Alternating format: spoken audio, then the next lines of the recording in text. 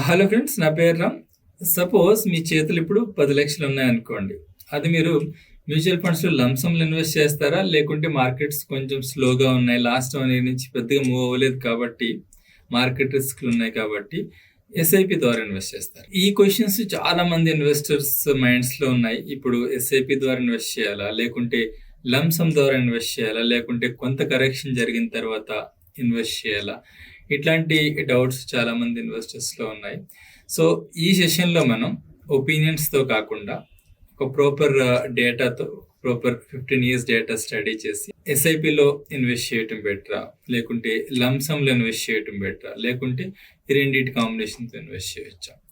ఈ క్వెషన్స్‌ని మనం answer find out చేద్దాం.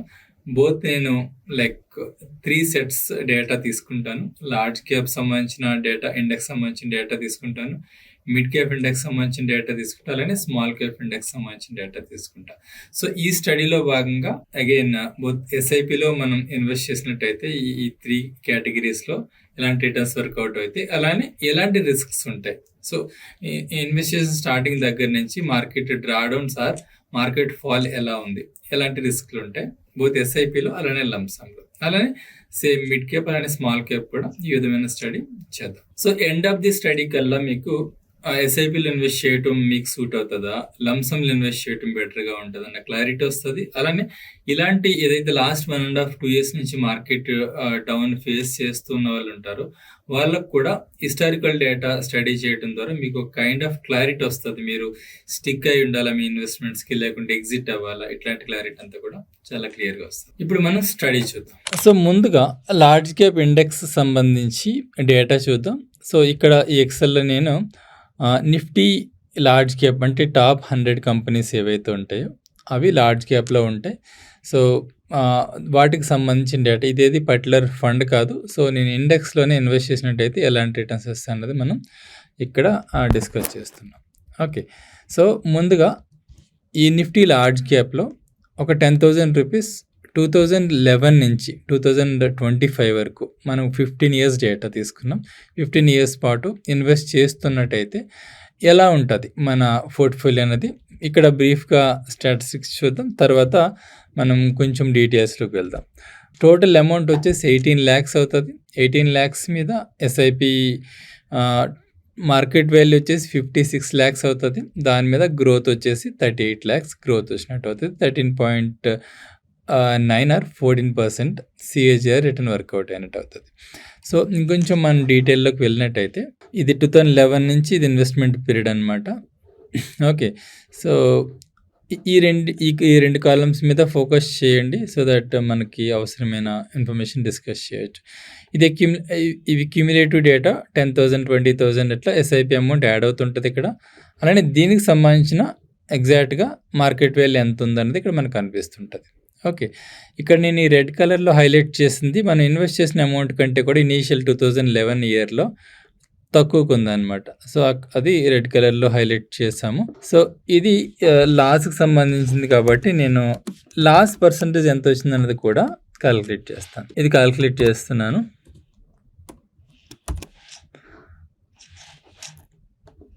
$20,000 minus 18,700 divided by 20,000 percentage. Okay, so నేను ఇది కాపీ చేస్తున్నాను. ఇక్కడ వరకు లాసెస్ ఉన్నాయి కదా.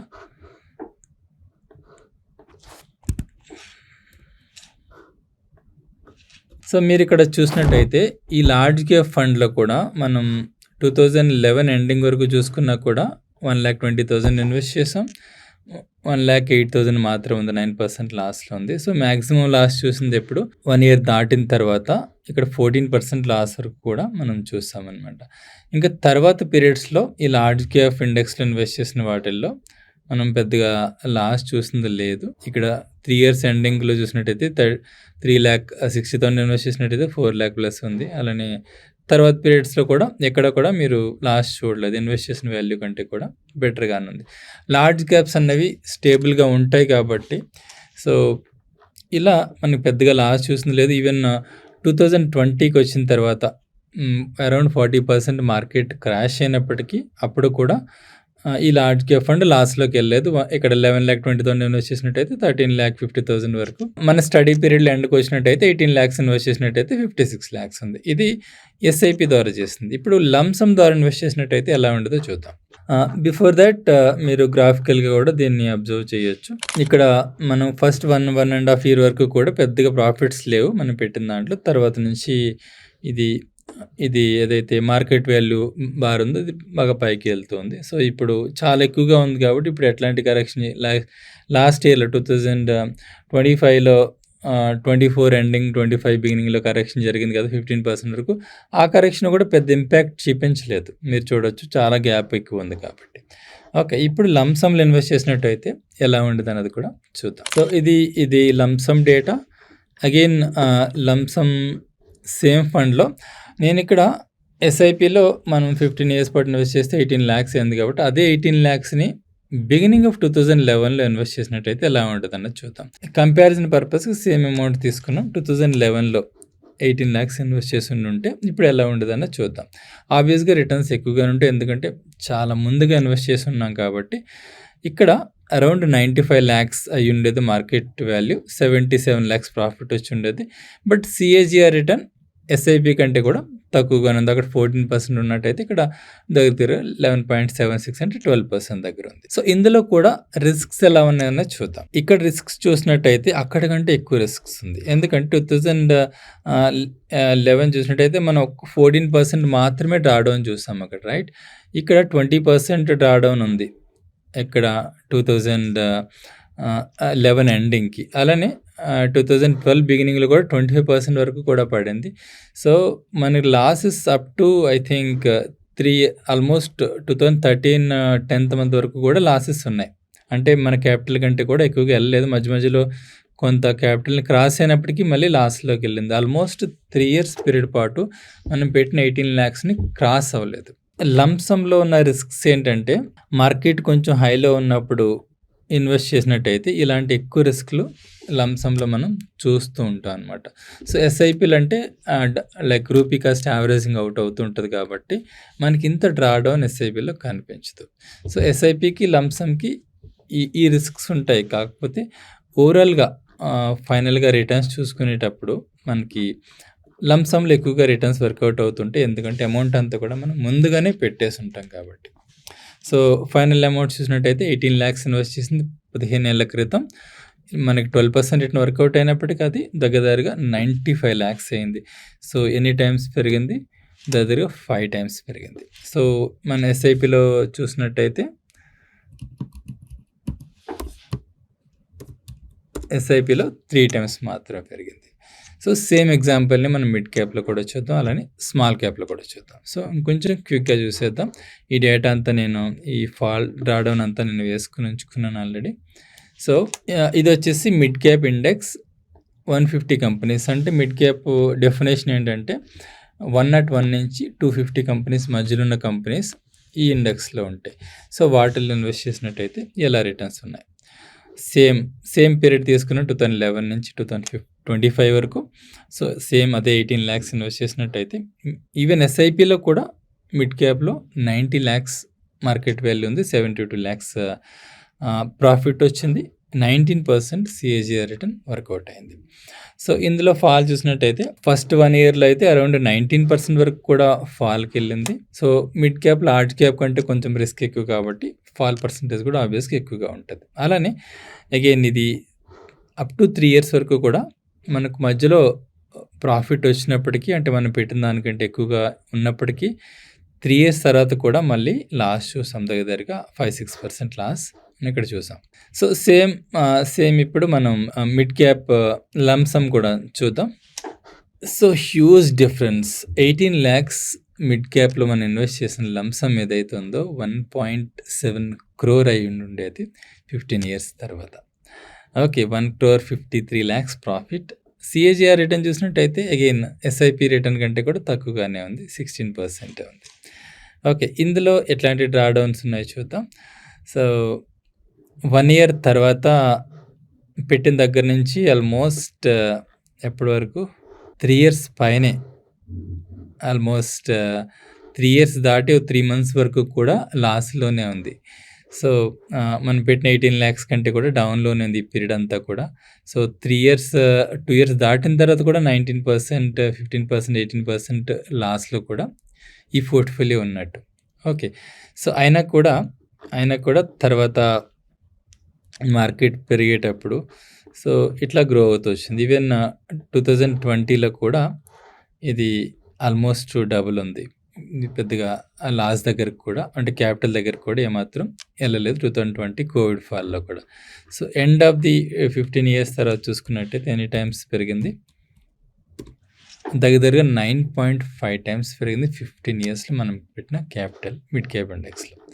సో, మనం ఇది గ్రాఫికల్‌గా కూడా చూడొచ్చు. ఇక్కడ మీరు చూసినట్టయితే ఆల్మోస్ట్ 3.5 ఇయర్స్ వరకు కూడా లాస్ ఉంటూనే ఉంది. కాకపోతే తర్వాత బాగా గ్రో అయింది కాబట్టి సో, మంచి రిటర్న్స్ ఉంది. ఇంకా స్మాల్ క్యాప్ ఇండెక్స్ చూద్దాం. స్మాల్ క్యాప్ మనం ఇక్కడ చూసినట్టయితే సేమ్ పీరియడ్, సేమ్ వాల్యూస్. ఎస్ఐపిలో 18 లాక్స్ ఇన్వెస్ట్ చేసింది. 71 లాక్స్‌కి వెళ్ళింది. 53 లాక్స్ ప్రాఫిట్ ఉంది. 16.68 ఆర్ 17% సిఏజీఆర్ రిటర్న్ ఉంది. సో, స్మాల్ క్యాప్‌లో మనం లాస్ అన్నది మిడ్ క్యాప్ కంటే ఎక్కువగా ఉంటది ఆబ్వియస్‌గా. అలానే లార్జ్ క్యాప్, మిడ్ క్యాప్ కంటే కూడా ఎక్కువగా ఉంటది. మీరిక్కడ చూడొచ్చు 1 ఇయర్ దాటిన తర్వాత 22% నెగెటివ్ రిటర్న్ ఉంది. అలానే ఈవెన్ 2 ఇయర్స్ ఆల్మోస్ట్ 3 ఇయర్స్ దగ్గరికి 2 ఇయర్స్ దాటి లైక్ థర్డ్ ఇయర్‌లో ఒక 9 మంత్స్ అయిన తర్వాత కూడా 17, 18% లాస్ కూడా ఎళ్ళింది. సో, ఇలాంటి సినారియోస్ స్మాల్ క్యాప్‌లో ఉంటే వాటికి ప్రిపేర్డ్‌గా ఉండాలి స్మాల్ క్యాప్‌లో ఇన్వెస్ట్ చేసేవాళ్ళు. ఓకే. సో, ఇంకొక ఇంట్రెస్టింగ్ పాయింట్ ఏంటంటే 10 ఇయర్స్ తర్వాత కూడా స్మాల్ క్యాప్ అంటే కోవిడ్ ఫాల్‌లో కూడా ఒక మైనర్ లాస్ ఉంది. మనం పెట్టినప్పటికి 11,20,000 అయినట్టయితే ఇది 10,73,000 అంటే అరౌండ్ 50,000 లాస్‌కెళ్ళింది 10 ఇయర్స్ తర్వాత కూడా. సో, ఇది ఈ పాయింట్ నోట్ చేసుకోవాలి. స్మాల్ క్యాప్స్‌లో ఇన్వెస్ట్ చేసేవాళ్ళు సర్ప్రైజెస్ ఉంటూ ఉంటాయి. Okay. So, end of the మనం పీరియడ్ చూసినట్టయితే ఇది ఎన్ని టైమ్స్ పెరిగింది? ఇది 4 టైమ్స్ పెరిగింది ఎస్ఐపిలో.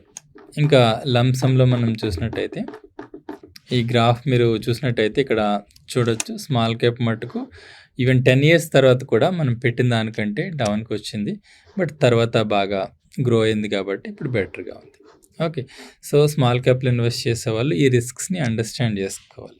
అలానే లంప్ సమ్‌లో ఇన్వెస్ట్ చేస్తే ఇంకా హ్యూజ్ రిస్క్స్ ఉంటాయి స్మాల్ క్యాప్‌లో. Proper timing, proper method follow కాకుండా ఇన్వెస్ట్ చేస్తే అది మీరు ఇందులో చూడొచ్చు. 18 లాక్స్ ఇన్వెస్ట్ చేసింది 1 crore 15 లాక్స్‌కి వెళ్ళింది. లంప్ సమ్‌లో ఇన్వెస్ట్ చేసిన స్మాల్ క్యాప్ ఇండెక్స్‌లోది 97 లాక్స్ ప్రాఫిట్ ఉంది. 13% సిఏజీఆర్ వర్కౌట్ అయింది. ఎస్ఐపిలో ఎంత వర్కౌట్ అయింది? అరౌండ్ 16.68 అరౌండ్ 17% వర్కౌట్ అయినట్టయితే లంప్ సమ్‌లో 13% వర్కౌట్ అయింది. ఓకే. కాకపోతే అబ్సల్యూట్ రిటర్న్ అన్నది ఆబ్వియస్‌గా ముందుగానే ఇన్వెస్ట్ చేసిన అమౌంట్ కాబట్టి ఎప్పుడు కూడా ఎక్కువగానే ఉంటూ ఉంటది లాంగ్ పీరియడ్స్‌లో. ఓకే. సో, ఇందులో కూడా మనం డ్రా డౌన్ చూసినట్టయితే 3 ఇయర్స్ తర్వాత 4 మంత్స్ వరకు కూడా లాసుల్లోనే ఉంది. క్యాపిటల్‌ని క్రాస్ అవ్వలేదనమాట ఏ పీరియడ్‌లో కూడా. ఓకే. ఈ మార్కెట్ వాల్యూ ఉన్నది. సో, 2011లో కొంత కరెక్షన్ జరుగుతుంది. స్మాల్ క్యాప్స్ బాగా ఎక్కువ కరెక్షన్ జరిగాయి. సో, మీరిక్కడ చూడొచ్చు 36% లాస్ కూడా ఎళ్ళింది. ఓకే. సో, 28%, 36% ఇంత లాసుల్లో ఉన్నది అంత బాగా రికవర్ అయ్యి so, 3 years actually almost 3 years తర్వాత కూడా 34% లాస్ ఉంది. ఓకే. సో, ఇది 3 ఇయర్స్ దాటిపోయి 4థ్ ఇయర్‌లో కూడా 20% లాస్ ఉంది. అయినా కూడా ఈ 18 లాక్స్ 15 ఇయర్స్ తర్వాత మనం చూసుకున్నట్టయితే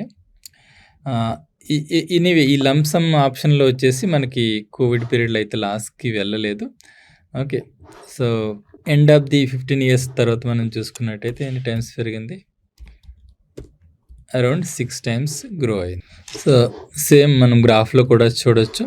సో, ఇంతింత డ్రా డౌన్స్ ఉంటూ ఉంటాయి స్మాల్ క్యాప్‌లో. 18 లాక్స్ ఇన్వెస్ట్ చేసింది 11 లాక్స్ కూడా వచ్చేసింది ఇక్కడ. Okay. So, SIP, lump some 2 చూసాం మనం. లార్జ్ క్యాప్ చూసాం, మిడ్ క్యాప్ చూసాం, స్మాల్ క్యాప్ చూసాం. సో, మోస్ట్‌లీ ఎస్ఐపి రిటర్న్స్ చూసేటప్పుడు, ఎస్ఐపి డ్రా డౌన్స్ చూసేటప్పుడు మనకు పెద్ద రిస్క్ అనిపించలేదు. పెద్దగా డ్రా డౌన్ లేవు కాబట్టి. ఓకే. బట్ లంప్ సమ్స్ చూసినప్పుడు చాలా రిస్క్ అనిపించింది. కాకపోతే ఎండ్ ఆఫ్ ది పీరియడ్‌కి వచ్చి చూసినట్టయితే లంప్ సమ్‌లోనే లార్జ్, మిడ్, స్మాల్ క్యాప్ అన్నిటిలో కూడా లంసంలోనే మనకి ఎక్కువ రిటర్న్స్ ఉన్నాయి. కాకపోతే ఈ లంసమ్స్ ఇన్వెస్ట్ చేసేటప్పుడు కొంచెం కేర్ అయితే తీసుకోవాలి. సో డిఫరెంట్ నేను ఇంతకుముందు సెషన్స్లో కూడా కొన్నిట్లో డిస్కస్ చేస్తూ వచ్చాను. ఎస్టీపీ ద్వారా ఇన్వెస్ట్ చేయాలని చెప్పి ఒకేసారి ఇన్వెస్ట్ చేస్తే ఇంత డ్రాడౌన్ మనం చూస్తుంటాం. అంతంత డ్రాడౌన్ చూడకుండా కూడా లంసంలో ఉన్న బెనిఫిట్ ఏదైతే హ్యూజ్ రిటర్న్స్ ఉన్నాయో వాటిని మనం పొందాలంటే ఇనీషియల్ పీరియడ్స్లో maybe first 1-2 years systematic transfer plan STP method ద్వారా ఇన్వెస్ట్ చేసినట్టయితే ఇట్లాంటి రిస్క్స్ని కూడా మిటిగేట్ చేసుకుంటూ లంసంలో ఉన్న హ్యూజ్ అప్సైడ్ ఏదైతే ఉందో అది మనం తీసుకోవచ్చు. అలానే ఈ టైంలో మనం లంసంలో ఇన్వెస్ట్ చేయొచ్చా లేదా? లాస్ట్ 1.5 year నుంచి మార్కెట్స్ అయితే స్లోగానే ఉన్నాయి, పెద్దగా మూవ్ అవ్వలేదు, టైం కరెక్షన్ జరుగుతుంది. అలానే ఇండెక్స్ లెవెల్లో కూడా పిఈ రేషియోస్ అన్ని కంఫర్టబుల్లోకి వచ్చాయి. కాబట్టి ఈ టైంలో లంసమ్స్ ఇన్వెస్ట్ చేయడం అనేది బెటర్ మెథడ్. అగైన్ కాకపోతే ఒకేసారి ఇన్వెస్ట్ చేసే కంటే కూడా ఆల్రెడీ నేను చెప్పినట్టుగానే ఎస్టీపీ మెథడ్ ద్వారా ఇన్వెస్ట్ చేయడం ఆల్వేస్ బెటర్. సో ఎస్ఐపి బెటరా లంసమ్ బెటర్ అన్న క్వశ్చన్కి SIP is always better for ఎవరైతే రెగ్యులర్ శాలరీడ్ ఇన్కమ్ క్లాస్ ఉంటుందో, అలానే హ్యూజ్ అమౌంట్స్ ఇన్వెస్ట్ చేయలేరు, వాళ్ళకి ఆల్వేస్ ఎస్ఐపి బెటర్. అంటే ఒక డిసిప్లిన్డ్ వేలో ఇన్వెస్ట్ చేస్తుంటాం, హ్యూజ్ డ్రాడౌన్స్ మనం చూడము, సో రిస్క్ లెవెల్స్ మిటిగేట్ అవుతుంటాయి. ఆ విధంగా ఎస్ఐపి ఆల్వేస్ బెటర్. అలానే లంసమ్ ఎవరైతే లంసమ్ ఇన్వెస్ట్ చేయగలరో ఇలాంటి మార్కెట్ కండిషన్స్లో లంసమ్ ఇన్వెస్ట్ చేయడం ద్వారా హ్యూజ్ అప్సైడ్ ఉండే అవకాశం ఉంటుంది. సో దాన్ని కూడా ఉపయోగించుకుని లంసమ్ ఇన్వెస్ట్ చేయొచ్చు. సో చాలా మంది ఇన్వెస్టర్స్ బాగా బుల్ మార్కెట్లు ఉన్నప్పుడు ఎస్ఐపీలు స్టార్ట్ చేస్తుంటారు, అలానే అది మార్కెట్ కరెక్షన్ జరుగుతున్నప్పుడు ఎస్ఐపీలు ఆపేస్తుంటారు. బాగా మార్కెట్ హైలో ఉన్నప్పుడు అంత అమౌంట్ తీసుకెళ్ళి లంసంలో పెట్టేస్తుంటారు. యాక్చువల్గా దీనికి రివర్స్ చేస్తుండాలి మనం. యాక్చువల్గా ఇప్పుడున్న మార్కెట్ కండిషన్, సో అలా ప్రాపర్గా ఎస్ఐపీలు కంటిన్యూ చేయాల్సిన పీరియడ్, అలానే లంసమ్స్ కూడా ఇన్వెస్ట్ చేసుకునే పీరియడ్. హోప్ ఈ సెషన్ మీకు మంచి క్లారిటీ ఇచ్చింది అనుకుంటా. మనం లాంగ్ పీరియడ్ అనాలిసిస్ చేస్తాం. లాస్ట్ 1.5 year 2 years నుంచి ఏదైతే ఫేస్ చేస్తున్నారో డిఫరెంట్ మార్కెట్ డ్రై పీరియడ్, అలాంటి పీరియడ్స్ మనం ఈ ఎగ్జాంపుల్లో చూసాం. కాబట్టి కొంచెం లాంగ్ టర్మ్ పాటు మనం స్టే అయి ఉన్నట్టయితే మన ఇన్వెస్ట్మెంట్స్లో ఇలాంటి మంచి మంచి రిటర్న్స్ మీరు చూడొచ్చు అన్న క్లారిటీ మీకు వచ్చింది అనుకుంటా. ఈ సెషన్ నచ్చినట్టయితే ఖచ్చితంగా లైక్ చేయండి, అలానే మీ ఫ్రెండ్స్కి, ఫ్యామిలీ మెంబర్స్కి షేర్ చేయండి. Thank you so much friends.